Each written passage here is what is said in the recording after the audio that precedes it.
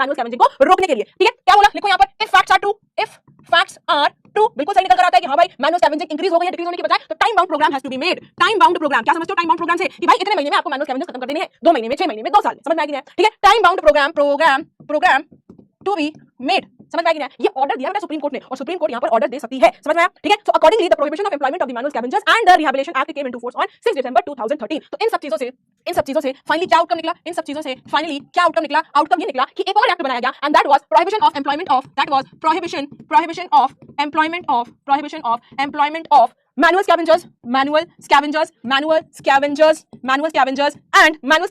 and their rehabilitation का मतलब इनको अभी नौकरियां यहाँ पर बंद करिए ये मैनुअल स्कैवेंजिंग की, प्लस इनको भर्ती देने के लिए, तो रिहैबिलिटेट करो इनको, रिहैबिलिटेशन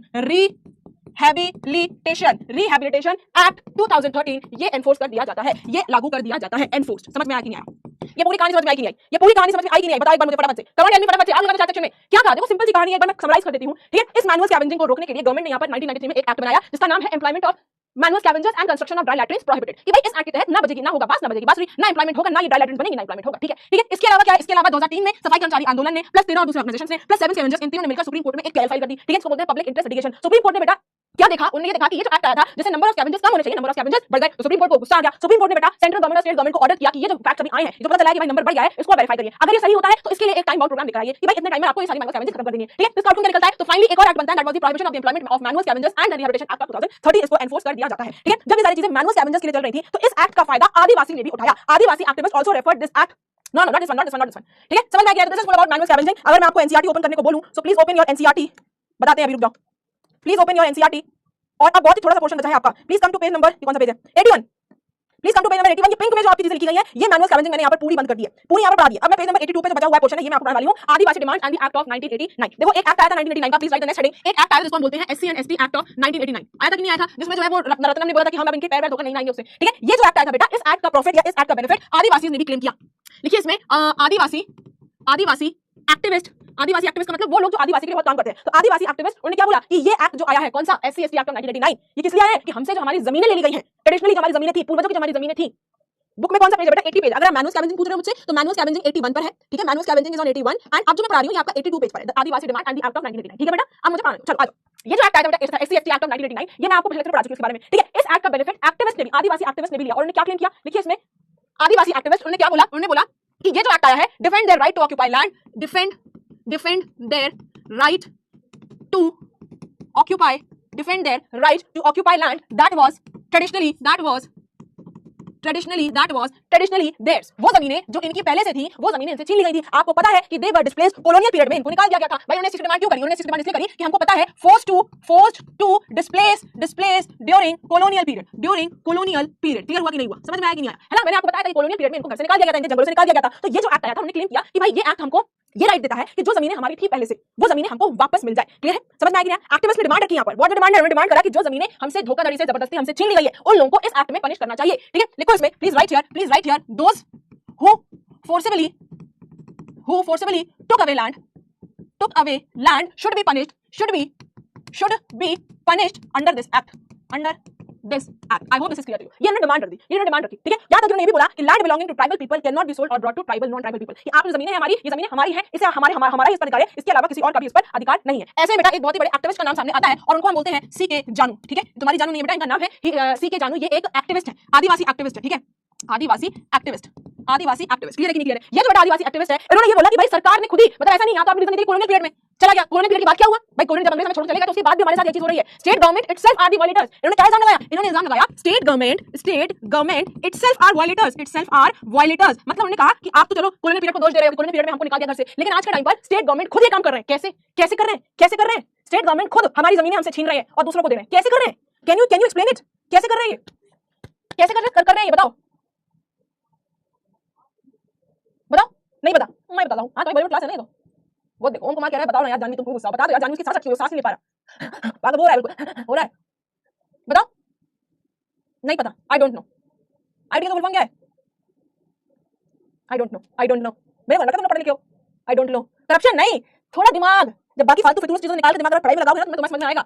वेरी गुड, आर्यन ने बिल्कुल करेक्ट आंसर दिया है, बिल्कुल आर्यन। भाई स्टेट गवर्नमेंट ने इनकी जमीनें, इनके जंगल लेकर अब वहां पर कंस्ट्रक्शन कर रहे हैं, अर्बनाइजेशन हो रहा है, कंस्ट्रक्शन हो रहा है। इंडस्ट्री कहां लगती है? हवा में, जमीन के अंदर नहीं। जमीन किसकी है? किसी ना किसी की होती है। समझ रहे हो? So she pointed out that the various state government itself are the violators of the constitutional right guaranteed to these tribal people because state government themselves have allowed non-tribal encroachers in the form of timber merchants and paper mills. ठीक है, state government itself are violators. कैसे violators हैं? लिखिए इसमें ये ऐसे लिखो.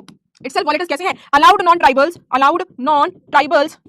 to encroach their land for timber paper mills. आप जाइए, जंगलों को काटिए, जंगलों सामान लाकर प्रोडक्शन करिए. समझ रहे हैं? तो इस तरीके से क्या है? The people they have forcibly evict tribal people. Tribal people कहां जाएंगे? निकल के बेचारे वहां से. ठीक है, तो these people forcibly evict tribal people from their traditional land forest land. तो इसका आउटकम क्या हुआ? लिखो इसमें ट्राइबल पीपल. इसका आउटकम क्या हुआ? ऐसे लिखो outcome tribal people lost their land. उनसे जमीन ले ली प्लस evict their प्लेस, जहां वो रहते हैं वो जगह भी उनसे खाली करवा ली गई थी. क्लियर है कि नहीं क्लियर है? यहां तक कि उन्होंने ये भी क्लेम करा कि भाई जब हमसे जमीन खाली करवाई है तो कम से कम उसका रुपया हर्जाना कुछ कॉम्पनसेशन तो दीजिए, पर कुछ भी नहीं दिया गया. ऐसे उनसे जमीनें खाली करवा ली गई थी. तो इसीलिए इन फॉरेस्ट ड्वेलर्स के लिए इनके लिए एक एक्ट लाया गया था जिसको हम बोलते हैं शेड्यूल. प्लीज राइट, जिसको हम बोलते हैं schedule tribe and other traditional forest dwellers. Schedule tribe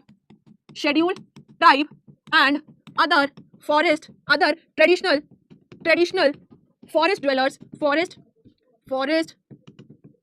dwellers act 2006. ये एक एक्ट फिर लाया गया था कि भाई इनसे जमीनें नहीं ली जाएगी. No one will take away their land. I hope this is clear. Clear है कि नहीं क्लियर? ठीक है, ये एक्ट क्या था? Recognition of forest rights. क्यों एक्ट लाया गया था? ताकि जो इनके राइट्स को क्लेम कर रहे हैं, आदिवासी क्लेम कर रहे हैं, ये इनको मिले. Recognition of forest rights. Recognition of forest rights. Clear है कि नहीं क्लियर है? ठीक है, समझ में आएगी नहीं? इस चीज के लिए ये एक्ट लाया गया था. समझ में आएगी नहीं? ठीक है, अब इस एक्ट में क्या है? कब पास हुआ, कब बना? तो भाई कब बना था? 2006 में बना था. यहाँ पर एक ट्रायंगल बना लीजिए ताकि इसके हम कुछ प्रोविजन लिख सके. Just make a triangle with this and I am just winding up the chapter now. Point number 1 कब आया था? पास कब हुआ था?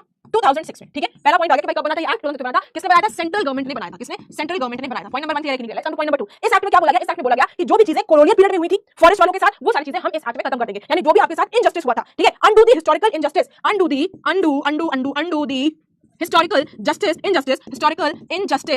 historical injustice meted out to forest dwellers populations. Undo the historical injustice done with forest dwellers. आप ये भी लिख सकते हो और जो मैंने इससे पहले बोला वो भी लिख सकते हो. Undo the historical injustice met out to forest dwellers or populations. ठीक है, तीसरा पॉइंट क्या है? कि इस एक्ट में ये भी बोला गया कि भाई जो जिसकी जमीन है, जो जिस पर खेती कर रहा है, चाहे वो टिम्बर लैंड हो, जो भी लैंड हो, उनको उनके राइट्स दिए जाएंगे. This act also recognizes their right to homestead. ये जंगल उनका घर है, ट्राइबल्स का घर है और उनसे उनका घर नहीं छीना जाएगा. Right to homestead, cultivable and grazing land to non timber forest produce. तो please write here right to homestead, right to homestead, cultivation, grazing. ये सारे राइट्स इनको दिए जाएंगे. This is all about your this chapter. तो conclusion आपका क्या कहता है? एक बार फटाफट से पढ़ देती हूं आपके लिए. कंक्लूजन ये कहता है, as we can see existence of a right or a law or even a policy on paper does not mean it exists in reality. एक चीज आपको यहाँ देखने को ये मिली कि कोई लॉ बना देने से चीज खत्म नहीं होती है. जैसे अंडरस्टैंडिंग खत्म कर दी गई थी, लेकिन क्या एक्चुअली खत्म हुई? वो एक्चुअली में खत्म नहीं हुई. तो वो कह रहा है कि भाई खाली कागज में बना देना, लिख देना इज नॉट अ सॉल्यूशन. आपको उसे प्रॉपर्ली इंप्लीमेंट करना पड़ेगा. People have to constantly work on और make effort to translate these principles that guide the action of their fellow citizens और इवन द लीडर्स. ये लोगों पर इसको काम करना पड़ेगा. जो चीजें लिखित में है उसको एक्चुअली प्रैक्टिस में लाना पड़ेगा. The desire for equality, dignity and respect is not new. ये जो लोग डिमांड करते हैं कि भाई हमारी भी इज्जत है, हम भी इक्वल है, हमारी भी डिग्निटी है, ये कोई नई चीज नहीं है. ये बहुत टाइम चला आ रहा है. It has existed in different form throughout our history as we have seen in this chapter. ये आज के नहीं है, ये कई टाइम से डिमांड हो रही है इक्वालिटी की और ये आज भी हमारी कंट्री में होती है. Similarly even in a democratic society similar process of struggle, writing, negotiation and organising need to continue. So with this now I come to the end of this chapter. ये बेटा चैप्टर आपका यहां पर पूरा हो जाता है. इसके अलावा कोई दिक्कत हो तो मुझे बताओ.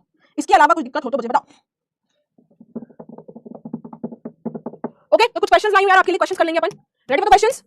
पहला क्वेश्चन आपकी स्क्रीन पर आ चुका है. What do you understand by manual scavenging? Manual scavenging से आप क्या समझते हैं? Work of scavenging by machine, कि हाथ मशीन से काम किया गया है. ये स्कैवेंजिंग बाय हैंड, हाथों से काम किया गया है. स्कैवेंजिंग बाय पावर, बल का प्रयोग किया गया. बल का कैसे प्रयोग होगा? बल का प्रयोग करके ही तो स्कैवेंजिंग कर रहे हैं. या not this? Come on tell me, what is the correct answer? What is the correct answer in this?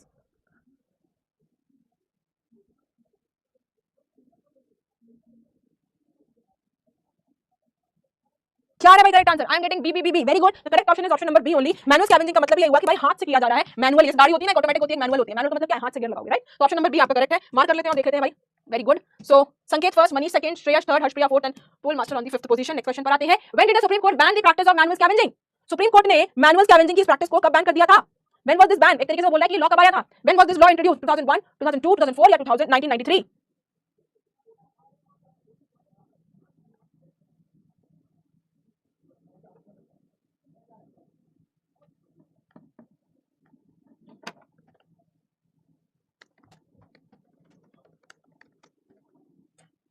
Yes, कब हुआ था? डी. भाई कौन है ये? 2003 का तो ऑप्शन ही नहीं है. Correct option is option number D है बेटा. सभी को बना था यार. तो 1993 is the correct option. Mark कर लो, देख लेते हैं.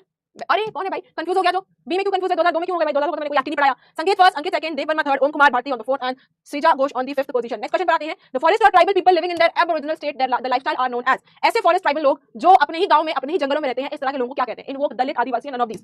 क्या बोलते हैं?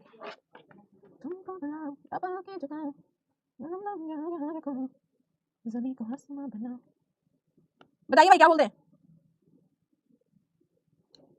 Yes, what am I getting? C. Yes, the correct option is option number C. आदिवासी कहते हैं इनको, क्या कहते हैं? आदिवासी कहते हैं। ये बहुत बार पढ़ा चुके हैं, इसके लिए लंबा टाइम मैं आपको नहीं दूंगी। Good. Anurag first, Manish second, Sanket third, Gorish fourth, and Dev Verma on the fifth position. Let's come to the next question. Next question कह रहा है which act is important for आदिवासी? आदिवासी ने कौन से एक्ट से क्लेम किया था अपने राइट्स को? बताओ। Act of 1989, Act of 1990, Act of 1991 या Act of 1996? What is the correct option? Which act is important for Adivasis?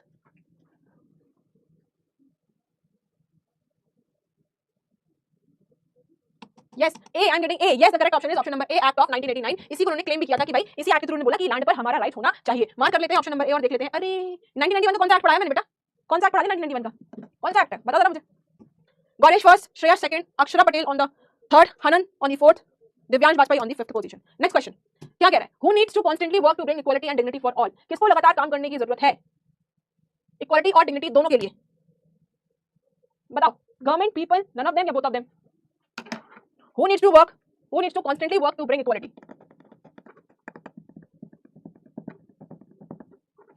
Okay, so I'm getting D answer. D. Yes, the correct option will be D. बेटा D ही correct answer है, क्योंकि खाली सरकार के होने से कुछ नहीं होगा, खाली लोगों से कुछ नहीं होगा। सरकार के होने से क्यों नहीं होगा? क्योंकि भाई देखो कॉन्स्टिट्यूशन में आपने लिख दिया, गवर्नमेंट एनैक्ट कर दिया, लेकिन मैनुअल स्कैवेंजिंग तब भी बढ़ गई थी, तो लोगों को भी पार्टिसिपेट करना पड़ेगा। ठीक है, तो correct option will be option number D। Mark कर लो भाई और देख लेते हैं। देखो कंफ्यूज तुम लोग। Manish first, Sanket second, Dev third, Ankit fourth, and Soumya on the fifth position. So with this now I come to the end. Dev Verma first, Sanket second, Shreyash third, Him Patil fourth, Devasai on the fifth, Divyansh Vajpayee sixth, Manish Kumar seventh, Siddharth Kumar eighth, Shivansh Gupta ninth, and Yash on the 10th position. So with this now I come to the end. आपके कुछ doubts जरूर देख लेते हैं recent doubts में. Live chat is also working. Poll not. Ma'am, when we are going to chapter 2 of civics, 6 chapter कौन सा है बेटा बताना जरा. चैप्टर समझ नहीं आया तने कुछ नहीं है इसमें. मार्जिनलाइज्ड पीपल को प्रोटेक्ट करने के लिए 3 लॉस के बारे में बताया गया. That's it. कमाल है यार. फिर से देखना इसको. फॉरेस्ट वेल्स का मतलब वो लोग जो उसमें रहते हैं, उसी में कामकाज करते हैं, उन्हीं के साथ उनका उसी में उनका आना रहता है. ठीक है, बता दी. होमस्टे का मतलब बेटा वो तो घर है. मैम मैनुअल स्कैवेंजिंग का मतलब होता है कि इंसान का वेस्ट या जानवरों का वेस्ट, एक्सक्रीटा, पॉटी, लैक्रीज, इसको दलित वुमेन उठाती है या तो झाड़ू की मदद से या टीन की उससे उठाकर एक दरिया में डालती है और उस दरिया को अपने सर पे रखती है और फिर कहीं दूर जाकर उसको फेंकती है. इसको बोलते हैं मैनुअल स्कैवेंजिंग करना. ठीक है, ओके, बता दिया डॉलर. रिहैबिलिटेशन मतलब इनको वापस से बसाओ, जमीन को जहां से निकाल दिया गया है इनको वापस से बसाइए, रिहैबिलिटेशन करिए इसका. ठीक है, ऑक्यूपाई का मतलब किसी चीज को अपने ऑक्यूपाई करना, ले लेना उसको अपने हाथ में. ठीक है, एक्टिविस्ट का मतलब होता है एक ऐसा व्यक्ति जो उस पर्टिकुलर आदिवासी के लिए काम कर रहा है. एक्टिव एक्टिविस्ट होता है. ये तो मुझे बताओ article 17 PIL is public interest litigation. Litigation नहीं है, पब्लिक इंटरेस्ट लिटिगेशन. ये एक सुप्रीम कोर्ट ने इजी कर दिया तरीका कि अगर आपको कोई कंप्लेंट करनी है सुप्रीम कोर्ट में, कोई फाइल अगर कोई केस फाइल करना है तो आप PIL के थ्रू कर सकते हो. PIL में ऐसा नहीं, कोई भी केस आएगा, पब्लिक इंटरेस्ट का जो केस होगा वही आएगा. ठीक है, चलो भाई. So with this now I come to the end of this lecture. उम्मीद करते हैं आपने आज का सेशन एंजॉय करा होगा. मिलेंगे अपने लेक्चर में और उसमें हम कोई नया चैप्टर स्टार्ट करेंगे, ज्योग्राफी का चैप्टर पढ़ेंगे, इंडस्ट्रीज. ठीक है, चलिए तो मिलते हैं अपने लेक्चर सेशन में. That's it from my side. हंसते रहो, मेहनत करते रहो. Thank you very much and have a good day ahead. Bye bye.